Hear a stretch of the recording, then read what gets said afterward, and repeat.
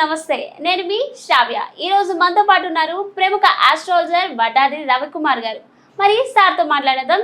నమస్తే సార్, ఎలా ఉన్నారు? బాగున్నానండి సార్. ఇప్పుడు కాలసర్ప దోషం అంటారు కదా సార్, అసలు ఈ కాలసర్ప దోషం అంటే ఏంటి? అసలు ఈ దోషం అనేది మనుషుల మీద ఎలా ప్రభావిస్తుంది? అసలు ఈ దోషం ఉంటే ఎక్కువగా కష్టాలు పడతారంటారు కదా సార్, అది నిజమేనా సార్? కాలసర్ప దోషం ఓల్డ్ డేస్ లో చాలా కష్టాలకు గురి చేస్తుంది. ఎందుకంటే రాహుకేతువుల మధ్యలో గ్రహస్థితులన్నీ ఉండిపోయినట్టయితే కాలసర్ప దోషం. ఓల్డ్ డేస్ లో క్రైమ్ చేయడానికి అవకాశం తక్కువ, నెగిటివ్ బిజినెసెస్ తక్కువ. కాలసర్ప దోషం ఉన్న వాళ్ళందరూ పాజిటివ్ బిజినెసెస్ లో ఉంటారు, వాళ్ళందరూ కష్టాలు పడతారు. అంటే ఎందుకు అలాగా అంటే రాహుకేతులు ఎప్పుడైతే గ్రహాలకు అటు ఇటుగా వచ్చేసాయో ఇవి నెగిటివ్ లాస్ట్ జన్మలో ఉన్న డీడ్స్ని తీసుకొచ్చాయి. రాహు డిజైర్ ఫుల్ఫిల్ చేసుకోవడానికి ఉన్న గ్రహం, అంటే ఏదైనా చేయొచ్చు ఆ గ్రహం వచ్చినప్పుడు. అలాగే కేతువు మీకున్న రూట్స్ని, అంటే ఓల్డ్ డేస్ని ఓల్డ్ రూట్స్ని క్లీన్ చేసి కొత్తగా ఎస్టాబ్లిష్ చేయడానికి అవసరమైన గ్రహం. ఎప్పుడైతే కాలసర్ప దోషం పడిపోద్దో మీరు ఇప్పుడు ఏదైతే సాధించాలనుకున్నారో అది సాధించలేరు, దాన్ని నెగిటివ్ ఫామ్లో సాధించగలుగుతారు. ఇప్పుడు అలాగే మీరు జనరల్గా ఫ్రూట్స్ వెజిటేబుల్స్ ఇవన్నీ అమ్మే వ్యక్తులు మానేసి కెమికల్స్ పాయిజన్స్ ఇలాంటివి అమ్మాలి. అలాగే వెపన్స్ తయారు చేయడం, లేకపోతే హ్యూజ్ ఇంపాక్ట్ అంటే నేరాలు ఘోరాలు ఎపిసోడ్లు అలాగా వాళ్ళ లైఫ్ని మార్చుకొని వాళ్ళ నెగిటివ్ థింగ్స్ మీద ఎక్కువ ఇన్వెస్ట్ చేసినట్టయితే సక్సెస్ ఉంటుంది. అలాగే ఇప్పుడు ఇవి ఉన్నాయి ఫారిన్ కన్సల్టెన్సీ ఉన్న వాళ్ళందరికీ చాలా మందికి కాలసర్ప దోషం ఉంటుంది. అసలు ఈ దోషం ఎలా వస్తుంది సార్? అసలు జాతకంలోని మన జాతక చక్రంలో అంటే అటు రాహుకేతుల మధ్యలో గ్రహస్థితి పడిన ప్రతి వాళ్ళకి కాలసర్ప దోషం అంటారు. ఓల్డ్ డేస్లో కాలసర్ప దోషం ఉంటే వాళ్ళు పక్క దేశంకి వెళ్ళి పనిచేసే వెసులుబాటు లేదు, ఉన్న ప్రాంతంలో తప్పుడు పనులు చేయడానికి అవకాశం లేదు. ఆ రోజు అది కష్టాలకు కారణం. ఈ రోజు కష్టపడుతున్న ప్రతి వ్యక్తి కూడా ఒక జెన్యూన్ బిజినెస్లో ఉంటారు. ఒక మంచి పీరియడ్ అయిపోగాన ఈ రెండు యాక్టివేట్ అయిపోతాయి కాలసర్ప దోషంలో. వీళ్ళు ఆ నెగిటివ్ బిజినెస్ని ఎప్పటివరకు అయితే ముట్టుకోరో అప్పటి వరకు కష్టాలే. ఎందుకంటే ఈ గ్రహస్థితిని మొత్తం ఆపుతున్నాయి కదా, ఆపి వాళ్ళు నష్టం చేయట్లే, మిమ్మల్ని అటు సైడ్ వెళ్ళడానికి ప్రేరేపిస్తాయి. మనం అటు వెళ్ళలేని మరుక్షణం ఇబ్బందులు పడతాం. ఇప్పుడు మీకు ఒక సర్జన్ ఉన్నాడు, డాక్టరు, అతను కత్తి పట్టుకుంటేనే ఆయనకి కలిసి వస్తుంది. అలాగే హత్యలు చేసేవాడికి కత్తి పట్టుకుంటేనే కలిసి వస్తుంది, మాంసం కొట్టేవాడికి కత్తి పట్టుకుంటేనే కలిసి వస్తుంది. ఇవి కాలసర్ప దోషం లాంటివి. లేదు నాకు ఇది మూడు పట్టుకోవడం చేత కాదంటే కష్టాలు, నిందలు, జైలు, జీవితంలో ఏదో లేని నిందలు, సఫరింగ్ అన్నీ స్టార్ట్ అయిపోతాయి. అందుకే మనిషి తన యొక్క జీవితంలో ఓల్డ్ డేస్లో నెగిటివ్ యోగాలన్నీ కలియుగంలో అదృష్టాలు. ఎందుకంటే ఇప్పుడు ఈ కాలసర్ప దోషం ఉన్న వాళ్ళే అపర కోటీశ్వర్లు, అంటే అదర్ బ్లాక్ ఇండస్ట్రీలో వాళ్ళకి అన్ని వేల కోట్లు ఎలాగొస్తున్నాయి, కాలసర్ప దోషం ఉంటే వస్తున్నాయి. మంచి వాళ్ళకి కాలసర్ప దోషం ఉన్నప్పుడు ఏమవుతుందంటే మంచితనం పెరిగాక ఈ కాలసర్ప దోషం యాక్టివ్ అయిపోద్ది. మీరు ఒప్పుకుంటే మిమ్మల్ని ఎత్తుతుందండి, అంటే యాక్సెప్ట్ చేసి పైకి తీసుకొస్తుంది. ఒప్పుకోకపోతే నిందల పాలు చేసి జైల్లో పెట్టేస్తుంది. సేమ్ అంతే. ఇప్పుడు మనం ఎగ్జాంపుల్గా చూసుకుంటే ఇప్పుడు చూడండి, సత్యం గ్రూప్ ఉంది, ఆయన చేశారా లేదా అంటే ఆయన స్కామ్ బయటపడింది. ఇప్పుడు ఆయనకి నచ్చి చేసినా చేయకపోయినా ఈరోజు శిక్ష అనుభవించాలి. ఎలా, అది కాలసర్ప దోషం లాంటి ఇంపాక్ట్ అనమాట. కొన్ని ఏంటంటే మంచికి చేసినా చెడు కింద కన్వర్ట్ అవుతుంది, చెడు చేసినా మంచి కింద కన్వర్ట్ అయిపోతాయి. కాలసర్ప దోషాన్ని చెడుకి ఎక్కువ వాడితే అదృష్టవంతులు అయిపోతారు, మంచికి ఎక్కువ వాడుకుంటే దురదృష్టవంతులు అయిపోయి నిందల పాలైపోయి జైలుకైనా వెళ్ళిపోతారు. అందుకు కష్టాలు వస్తాయి అన్నమాట. అంటే నెగిటివ్ బిజినెస్ మనం చేసే యాక్సెప్టెన్సీ మన చుట్టూ ఉన్న వాళ్ళు చేయరని చెప్పి మనమే నెగిటివ్ అయిపోతాం. అంటారు కదా, ఇప్పుడు అప్పులు చేశారు, అరే ఉన్నాడు రేపు తీరుస్తాడు కదా అని చెప్పి ఎవరు అనుకోరు. మీరు ఎప్పుడైతే గబగబా ఇవ్వలేదో, మీరు బాగాలేరని తెలిసినా కూడా పీడించడం లాంటిది కాలసర్ప దోషం.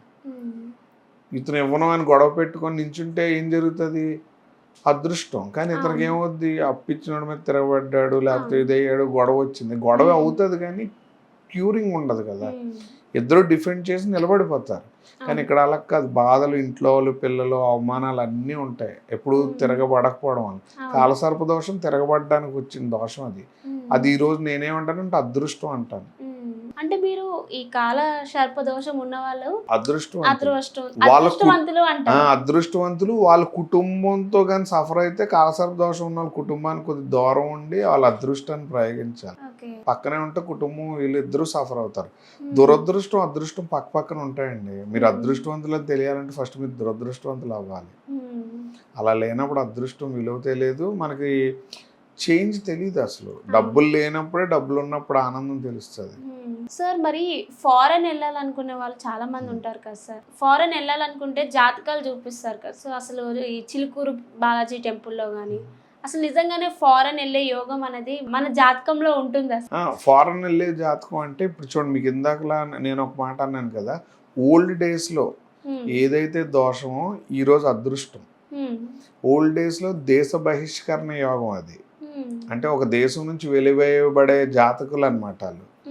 వాళ్ళ జాతకాల్లో మనం ఈరోజు దాన్ని ఫారెన్ సెటిల్మెంట్ అని ఒక యోగం కింద చూస్తున్నాం. ఎలాగైతే కాలసర్ప దోషాన్ని నెగిటివ్ అనుకున్నాం, సేమ్ ఇక్కడ ఏంటంటే దేశ బహిష్కరణ యోగం ఉన్న ప్రతి వాళ్ళు ఫారెన్ వెళ్ళి సెటిల్ అవుతారు. అలాగే ఫారెన్ ట్రావెల్ చేస్తారు. ఫారెన్ ట్రావెల్లో 2 రకాలు ఉంటాయండి. ఒకటి నాలెడ్జ్ గెయిన్ చేసి ఇండియా వచ్చి బతకడం, ఇంకోటి అండి వెళ్ళి సెటిల్ అయిపోవడం. వెళ్ళి సెటిల్ అయిన ప్రతి వాళ్ళకి దేశ బహిష్కరణ యోగం ఉంటుంది. అంటే ఇప్పుడు దేశం నుంచి బహిష్కరించబడే యోగాన్ని ఫారెన్ సెటిల్మెంట్ అంటారు. ఒకప్పుడు అది నెగిటివ్, ఇప్పుడు 1000% పాజిటివ్. వాళ్ళకి దేశ బహిష్కరణ యోగం ఉన్న వాళ్ళందరూ ఫారెన్ వెళ్ళిపోతారు, మనం వద్దన్న వెళ్ళిపోతారు. అలాగే జ్ఞానాన్ని సంపాదించే వాళ్ళందరూ కూడా గురుబలం వలన వెళ్తారు. గురుబలం వలన అంటే మల్టీ ప్లేసెస్లో ఉన్న జ్ఞానాన్ని తీసుకొచ్చి తన జన్మభూమిలో వాడతారనమాట. అంటే అది గురువుకి సంబంధించిన ఫారెన్ అంటారు. ఒకటి దేశ బహిష్కరణ యోగం, అక్కడికి వెళ్ళి సెటిల్ అయిపోతారు. మిగిలిన అలా కాదు, అక్కడికి వెళ్ళి నాలెడ్జ్ గెయిన్ చేసి వాటిని తీసుకొచ్చి మన సొంత దేశంలో ఇచ్చేస్తారు. అంటే ఇంప్లిమెంటేషన్ చేసి ఫౌండేషన్స్ వేస్తారనమాట. అది మనకేంటంటే ఒకప్పుడు రాజుని దేశ సంచారానికి పంపిస్తారు పట్టాభిషేకం చేసే ముందు. వాళ్ళన్ని ప్రాంతాలు తిరిగి వస్తే ఓకే, రాకపోతే వదిలేస్తారు. పట్టాభిషేకానికి అనర్హుడు అనుకుంటారు. అందుకు ఆ యోగాన్ని కూడా యాక్టివేట్ చేసేవారు. మనకు ఫారెన్ సెటిల్మెంట్ అంటే దేశ బహిష్కరణ యోగం ఉన్న వాళ్ళందరూ ఫారెన్ సెటిల్మెంట్ ఉంటుంది. ఒకటి శని, ఒకటి 4వ స్థానం చూసి చెప్తారు.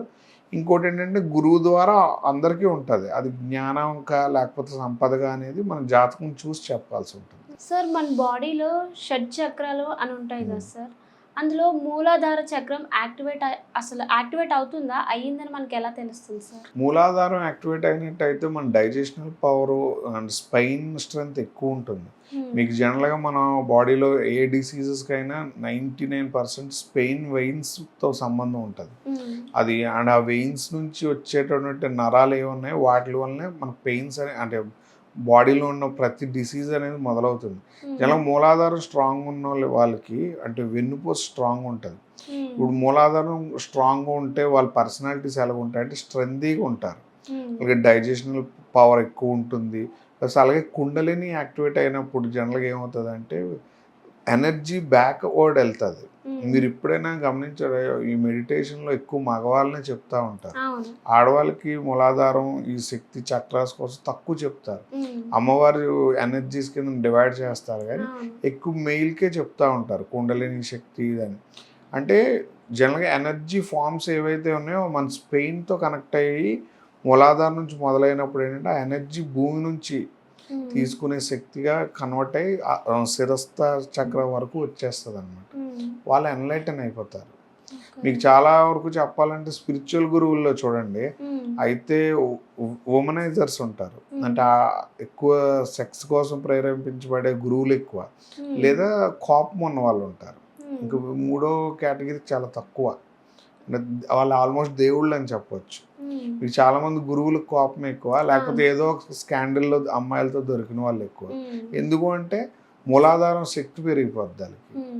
ఒకటి నెగిటివ్, ఒకటి పాజిటివ్.